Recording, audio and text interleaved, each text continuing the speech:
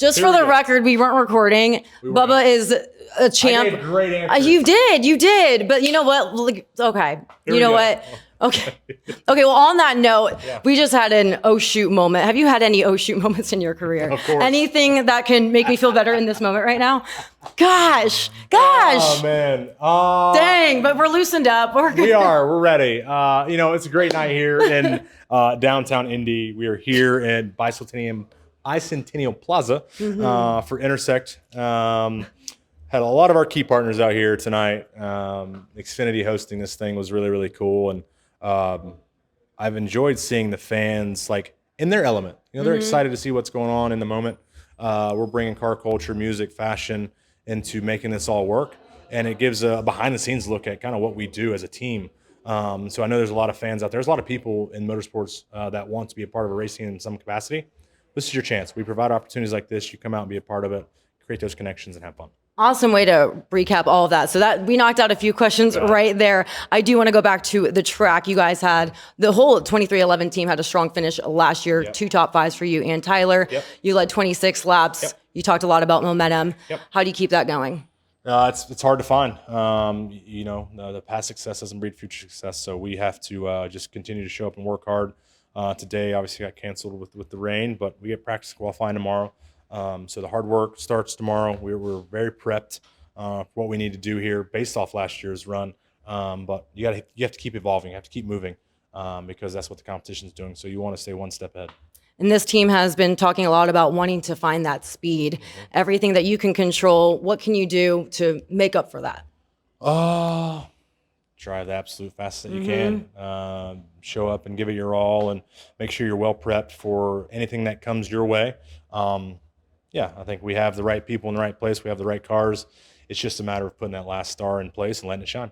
And just because I love hearing you talk about it, I talked about your cousin Trey Wallace, who's a buddy of mine, says that you becoming a father has been such a strong influence in your life. Just talking about the Intersect as we're at this Intersect event, how that crosses over into your racing. Yeah, it's just a nice reset button. Bex is excited for when I walk back in the bus, win, lose, or draw. And it's nice to have that. This is such a dog-eat-dog sport. And a lot of days don't go your way. And so when you can have your son there look at you and he's proud of you no matter what, that's just awesome. So it's a way for me to practice patience. I know as he gets older, there's going to be a lot of times where patience is tested. And there's a lot of parallels in racing. So you got to be ready for whatever is thrown at you within milliseconds. So we just make the most of it and have fun.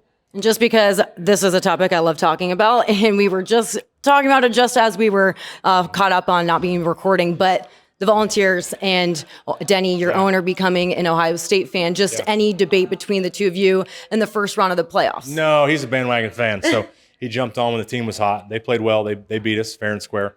But I lost money to Blaney since he's a Buckeye fan. So that was a tough loss, but a good game. But there's always next year. And scale 1 to 10, how crazy is your fandom of Tennessee Volunteers? That fan base is pretty strong, the strongest I've seen since covering Ohio State. I would say I'm about a 5. I'm in the middle of the road. I'm moderate. Yes. All right. Well, thank you so much for recapping all of this for me, making it better, and even giving me an oh shoot moment. No worries. Thank you so much. Tyler, great to see you here. We made it to Indianapolis. Great finish last year in P2. What takeaways can you take from last season and being back at the Oval this year?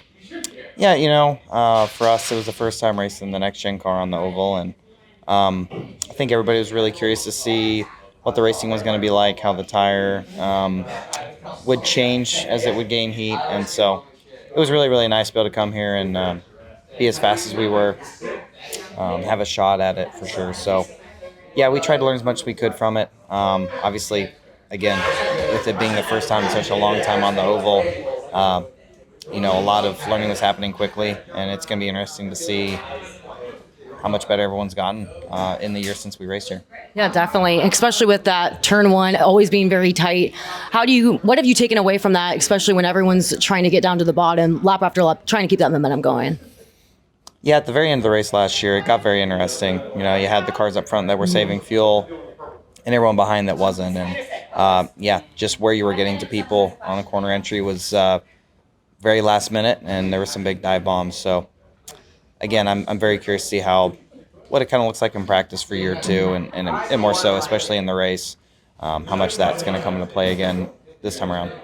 And obviously there is the lawsuit going on in the open charters, and you are sitting there well seated at the owner points, but how does that change things when there's open entries? They did change for 40 entries allowed, but any different style you're going to go for, stage wins, points? Yeah, no comment on that. I know that's a tough one, but just being around here, the energy is still pretty high. Everyone seems to be in good spirits just week after week. Just have to think of, what does this do for the team? I mean, yeah, our team's just doing a great job. We've been kind of having to grind it out this year. Obviously, not having the win for any of our cars is tough, but the speed and performance that we're bringing to the racetrack is good. Adding on the third car this year with Riley in it, the 35. You got to go out and find good people to staff that car. You got to have more depth in the pit department, and I feel like everybody's done a good job with that adjustment as we continue to grow and have more cars that we got to pump out every single weekend, and more people under the roof at airspeed that make it all happen. Great team to have and great teammates, and your leader and co-owner Denny Hamlin won last week at Dover, signed an extension with Joe Gibbs. Is there a different perspective you have in that he's secured racing as a driver, but as an owner, maybe the position is in question with the lawsuit?